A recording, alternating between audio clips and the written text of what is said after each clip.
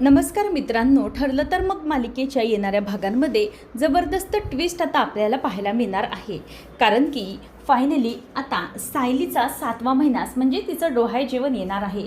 त्याच वेळेला आता सायलीचं डोहाळे जेवण असताना नेमकं पुढे काय घडणार आहे आणि इथे आता अस्मिताच्या आणि सचिनच्या घटस्फोटामध्ये जेव्हा सचिनच्या बाजूने एक खूप मोठा पुरावा म्हणजेच साक्षीचं बदललेला चेहरा, परंतु तरीही आता जेव्हा अस्मिताच्या बाजूने सचिनचे आईवडील म्हणजे दोघं दीक्षित येणार आहेत, तेव्हा मात्र आता अस्मिताची केस एकदमच स्ट्रॉंग होणार आहे. आणि सायलीच्या डोहाळे जेवणाच्या वेळेला नेमकी आता प्रियाची एंट्री झाल्यामुळे पुढे कोणता धमाका घडणार आहे आणि काय घडणार हे सगळं आपण आजच्या या भागामध्ये जाणून घेऊया. चला तर मग व्हिडिओला सुरुवात करूया. आतापर्यंत आपण मालिकेमध्ये पाहिलं की सचिनने अगदी अमानुषपणे स्वतःच्या आईवडिलांची रवानगी ही बाहेर केलेली आहे आणि त्यामुळे आता वृद्धाश्रमात राहत असताना सचिनचे आईवडील हे खूपच वाईट विचार करतात. म्हणजे नेमकी अशी कोणती वेळ आलेली असेल, कारण की जर बाकीचे सगळे जर त्याच्यापर्यंत आले असतील तर मग त्याने आम्हाला घराबाहेर का काढलं असा प्रश्न आता सचिनला पडलेला असतो. म्हणूनच तो जरा काळजीमध्ये असतो की नेमका हे सगळं कशासाठी चालू आहे आणि का. पण सचिनने मात्र ठरवलेलं असतं की काही झालं तरीही आता अस्मिताच्या बद्दलचा बॉम्ब हा जेलमध्ये फोडायचा. आणि अस्मिता ही बाहेर फिरत असताना सचिन तिचा पाठलाग करत असतो. आणि जेव्हा चैतन्य आणि अस्मिता दोघंजणही बाहेर भेटतात, खरं तर काहीतरी कारणास्तव चैतन्य आणि अस्मिता दोघंजण बाहेर भेटतात. म्हणजे सायली आणि अर्जुन यांच्यासाठी छानशी डेट प्लॅनिंग करायची असते. याच निमित्ताने म्हणजेच अस्मिता आणि चैतन्य दोघंजणही बाहेर भेटलेले असतात. कारण की खूप दिवसानंतर सायली आणि अर्जुन यांच्या आयुष्यामध्ये एक वेगळाच आनंद आलेला असतो. परंतु तरीही अस्मिताच्या कोर्ट केसमुळे त्यांच्या घरामध्ये खूप जास्त वाद सुरू असतात आणि त्यासाठी दोघंजणही ठरवतात की आपण बाहेर भेटून प्लॅनिंग करू. कारण की घरी राहून कोणालाही काहीही समजदार नाही. म्हणजेच घरी जर राहिलो तर सगळेजण ऐकत बसतील, त्यापेक्षा आपण बाहेर येऊया असं सगळं तिने आता ठरवलेलं असतं. आणि त्याचमुळे मग आता अस्मिता ही चैतन्याला बाहेर भेटते आणि तेवढाच मुद्दा सचिनला भेटलेला असतो. आणि त्यामुळे सचिन बाहेर भेटल्यानंतर मुद्दामच तिला हे करण्यासाठी आता त्रासदायक वाटण्यासाठी तिचे फोटोज काढत असतो. जेणेकरून जर फोटोज भेटले तर मात्र फोटोच्या साहाय्याने आपल्याला काहीतरी करता येईल आणि तेच फोटो आपल्याला वापरता येतील. आणि त्यासाठी ते हे सगळं करत असतो. आणि अस्मिता आणि सचिन चैतन्य दोघंजणही छान अशा गप्पा मारत असतात. आणि हे सगळं मुद्दाम तो बाकीच्या अर्थाने दाखवायला बघत असतो. तर इथे कोर्टाची तारीख असते आणि त्या तारखेच्याच दिवशी आता सचिन हा आलेला असतो आणि त्याचे आईवडीलही तिथे उपस्थित नसतात. आणि मुद्दामच अर्जुनने असा मुद्दा उपस्थित केलेला असतो की हा माणूस खूप मोठा कर्जबाजारी आहे आणि हा कर्जबाजारी माणूस माझ्या ताईचे पैसे वगैरे सगळं काही वापरत होता आणि सुभेदारांची लूटमार करत होता. आणि जर सुभेदारांची लूटमार करत असताना हे सगळं घडत असताना नेमकं पुढे काय होतं या सगळ्या गोष्टी आता त्याला वाटत असतात. आणि त्याचमुळे सचिन आता ठरवतो की कितीही काही झालं तरीही आज मला अस्मिताला म्हणजेच तिच्या पुराव्यानिशी उघडं पाडायचंच आहे. आणि सचिनला आता पुन्हा विचारलं जातं की तुमच्याकडे काही बोलणं आहे का, म्हणजे तुम्ही जो काही अस्मिता यांच्यावरती आरोप लावलेला आहात हा खरा आहे हे कशावरून, कारण की तुमच्याकडे कोणताही तसा पुरावा नाही आहे. त्यावेळेला मग आता सचिन म्हणतो की हो, पुरावा तर आहे माझ्याकडे आणि मी पुराव्याच्या आधारेच बोलतो. आता त्याने पुरावा मागितल्याबरोबर अर्जुन म्हणतो की काय पुरावा आहे तुमच्याकडे. त्याच वेळेला सचिन पटकन बोलून दाखवतो की आहे माझ्याकडे पुरावा आहे आणि मला माहिती आहे की पुराव्याशिवाय हे कोर्ट अजिबात विश्वास ठेवणार नाही आणि त्यासाठी मी पुरावा घेऊन आलेलो आहे असं तो बोलून दाखवतो. आणि त्यानंतर मग आता हे सगळं झाल्यानंतर अस्मिताला तो पुढे बोलवतो आणि म्हणतो की हे बघा, हे आहेत फोटोज म्हणजेच या चैतन्याचे आणि अस्मिताचे. आणि ते फोटोज बघून तुम्हाला समजलं तर असेलच की हे दोघंजणही छान कुठेतरी गप्पा मारतायत. आणि हे सगळं खरं तर किती काही झालं तरीही लपवण्यासारखं नाही आहे. आणि हे जे काही फोटो आहेत ना ते मी कालच काढलेले फोटो आहेत, मी तुम्हाला दाखवू शकतो. आणि चैतन्य समोरच ते सगळे तो फोटो दाखवत असतो आणि म्हणतो की सांगा, हे फोटो तुमच्या दोघांचे नाही आहेत तर AI ने बनवलेले आहेत का बघा. त्यावेळेला आता लगेच चैतन्य म्हणतो की नाही, हे फोटोज AI ने वगैरे बनवलेले नाहीत, हे आमचे फोटोज आहेत. आणि हो, आम्ही ते मान्यही करतो, कारण की काल आम्ही दोघंही कॉफी शॉपमध्ये भेटलो होतो आणि मी अस्मिता ताई अशी हिला हाक मारतो आणि म्हणूनच आम्ही दोघं भेटलो आणि या सगळ्या गोष्टी म्हणजेच आमचा काही घरचा प्रॉब्लेम आहे तो डिस्कस करण्यासाठी. खरं बघायला गेलं तर माझा वकील मित्र अर्जुन सुभेदार आणि त्याची बायको ही सध्या प्रेग्नेंट आहे. खरं तर ही आमची खाजगी बाब आहे आणि घरात हे कोर्ट केस चालल्यामुळे त्या दोघांनाही या गोष्टीचा आनंदच घेता येत नाही, म्हणून आम्ही त्यांच्यासाठी काहीतरी प्लॅनिंग करायचं म्हणून भेटलो होतो. हवं तर आता चैतन्य म्हणतो की जर कोर्टाकडे पुरावेच हवे असतील ना तर माझ्याकडेही तसे पुरावे आहेत. म्हणजे मी जे काही अस्मिता ताईसोबत फोनवरती बोललो होतो ते सगळे पुरावे माझ्याबरोबर आहेत.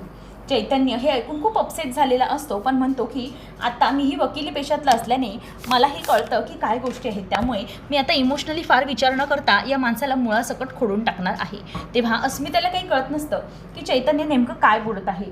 त्यावेळेला आता तो बोलून दाखवतो की हे बघा, म्हणजे कोर्टाला मी दाखवू इच्छितो की माझ्याकडे पण हे सगळे कॉल रेकॉर्डिंग्स आहेत आणि त्या रेकॉर्डिंग्समधून तुम्हाला हे सिद्ध होईल की हे जे सगळं काही चालू आहे ना ते सगळं चुकीचं चालू आहे. म्हणजेच या कॉल रेकॉर्डिंग्समधून हे सिद्ध होतं की आम्ही काय बोललो होतो. आता चैतन्य सगळ्या म्हणजेच कोर्टासमोर ते कॉल रेकॉर्डिंग्स दाखवतो आणि म्हणतो की हे बघा, हे कॉल रेकॉर्डिंग्सवरून तुम्हाला जे काही समजायचे ते तुम्ही समजू शकता. म्हणजे आतापर्यंत जे काही घडलं आहे त्या सगळ्या गोष्टी तुम्हाला कळू शकतात. आणि त्याचबरोबर इथे आता अस्मिताला असतो की नेमकं आता चैतन्य काय बोलणार आहे, पण कोर्टाकडे तो रेकॉर्डिंग्स दाखवतो आणि तो जे काही बोललेला असतो अस्मितासोबत की आपण सायली वहिनी आणि अर्जुनसाठी प्लॅनिंग करूया ते सगळं कोर्टाला ऐकू जातं. आणि त्याचमुळे आता इथे जे काही आरोप सचिनने केलेले असतात ते फेटाळले जातात. आणि मग दुसऱ्याच वेळेला सचिनचे जे आईवडील असतात ते सचिनचे आईवडील देखील आता कोर्टामध्ये आलेले असतात अचानक. मग सचिन त्यांना बघून घाबरतो की तुम्ही दोघंजणही इथे कसे काय.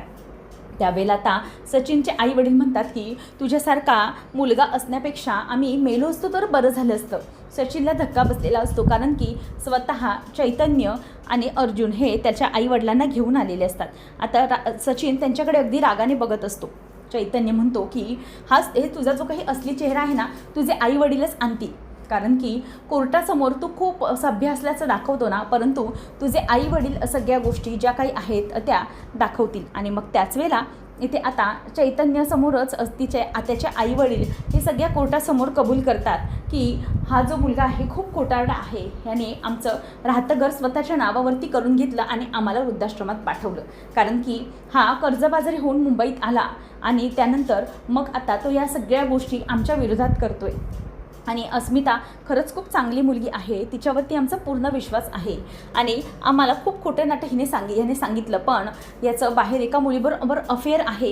या सगळ्या गोष्टी आता आमच्या कानी लागल्यात आणि अस्मिताचं खोटं नाटक करून म्हणजे अस्मिता हे सगळं पैशासाठी याच्याकडून लुबाडून घेते हे सगळं तो आम्हाला सांगत होता. पण खरं तर या गोष्टी खऱ्या नाही आहेत हे आता आम्हाला लक्षात आलं आहे, कारण की अस्मिताची वहिनी म्हणजे सायली हिने आमची भेट घेतली आणि अनाथ आश्रमात म्हणजेच वृद्धाश्रमात आम्हाला पाठवलेलं असताना तिने भेट घेऊन आमच्या सगळ्या तक्रारी क्लिअर केलेल्या आहेत. आणि आता आमच्या लक्षात आलं आहे की मी ज्या अनाथ आश्रमात राहते ना खरं तर हे अनाथ आश्रम आहे म्हणजेच अस्मिताच्या आजीचं, आणि अस्मिताच्या आजीच्या आश्रमात हा माणूस नराधम आम्हाला सोडून आला आणि त्यामुळे या बिचाऱ्या सायलीची तरी आमची भेट झाली. आणि म्हणूनच आम्ही आता तुम्हाला हेच सांगतो की हे जे काही आहे ना या सगळ्या गोष्टी आम्ही कोर्टासमोर कबूल करतो आणि हा मुलगा खूप खोटारडा आहे, अस्मिताची याच्यात काही चूक नाही, त्यामुळे या मुलाला शिक्षा द्या आणि कोर्टाकडून याची मान्यता करून घ्या.